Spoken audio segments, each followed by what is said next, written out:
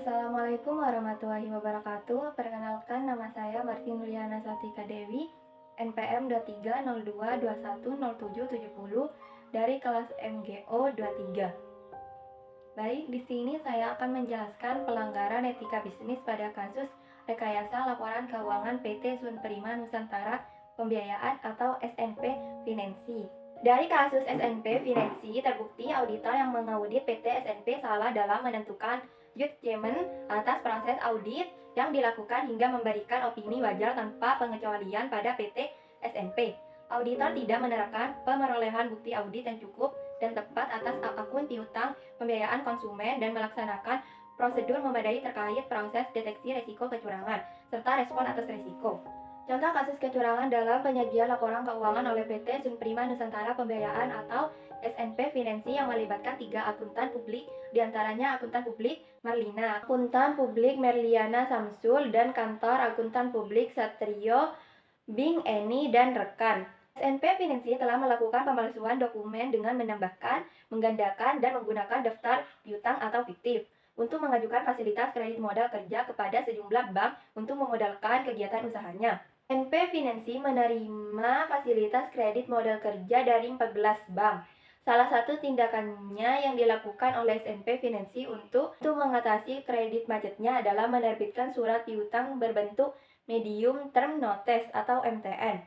Dalam kasus SNP Finansi, ketiga akuntan publik ini diberi saksi karena tidak memberikan opini yang sesuai dengan kondisi. Hal ini melanggar PJOK nomor 3 PJOK 3/2017 tentang penggunaan jasa AP dan KAP. Pelanggaran yang dilakukan oleh auditor adalah membantu manipulasi dan memasukkan data yang berkaitan dengan jasa yang diberikan. Dalam analisis teori deontologi, kasus SNP tidak dapat mengatakan bahwa ia diperbolehkan melakukan kecurangan dengan manipulasi laporan atau data kreditur dengan alasan kondisi perusahaan yang tidak baik. Analisis teori keadilan dan kewajaran, PT SNP mengabaikan prinsip keadilan. Di sini kaitannya dengan kerjasama yang Analisis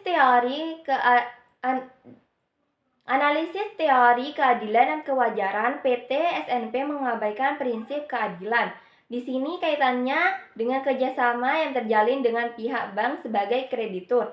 Kerjasama yang diharapkan kedua belah pihak yaitu untuk sama-sama mendapatkan keuntungan. Bank memberikan dana dalam bentuk piutang kepada SNP dan SNP mengakui sebagai hutang kepada bank yang harus dibayar sesuai dengan jangka waktu yang disepakati. Akan tetapi kenyataannya PT SNP malah melakukan tindakan kecurangan dengan memanipulasi dan nasabah agar mendapatkan kecurangan dana yang lebih besar. Namun pada akhirnya tidak mampu memenuhi kewajiban kepada bank. Hal ini merugikan pihak bank dan untuk menuntut keadilan bank dapat melaporkan hal ini kepada pihak yang berwenang. SNP mengatakan bahwa perusahaan tidak boleh melakukan pelanggaran kewajiban dengan alasan kondisi ekonomi yang tidak baik, sehingga kesimpulannya kita harus memenuhi kewajiban kita terhadap orang lain.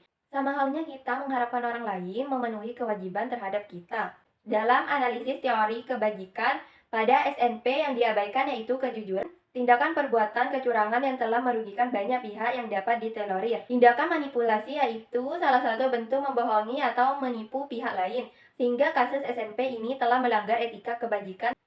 Pada kasus SNP menggunakan imajinasi yang salah, mereka menganggap bahwa dengan melakukan penipuan dengan kredit fiktif akan menghasilkan keuntungan yang besar. Namun mereka mengabaikan konsekuensinya yang akan terjadi. Pada akhirnya SNP menerima kenyataannya pahit, yaitu ketika usahanya terbongkar karena banyak korban yang melaporkan dengan jumlah kerugian yang fantastis. Simpulannya, kasus SNP Finansi dan Deloitte ini hendaknya menjadi pelanggaran bagi para pelaku bisnis dan auditor. Pelaku bisnis yang ingin melakukan kecurangan atau memanipulasi laporan keuangan juga bisa berpikir 2 kali. Karena saat ini OJK telah bersikap kritis untuk menyelidik kasus kecurangan manajemen. Auditor dan kantor opini akuntan publik juga harus berhati-hati dalam memberikan opini audit. Jangan sampai opini yang diberikan menjadi menyesatkan bagi para pengguna laporan keuangan.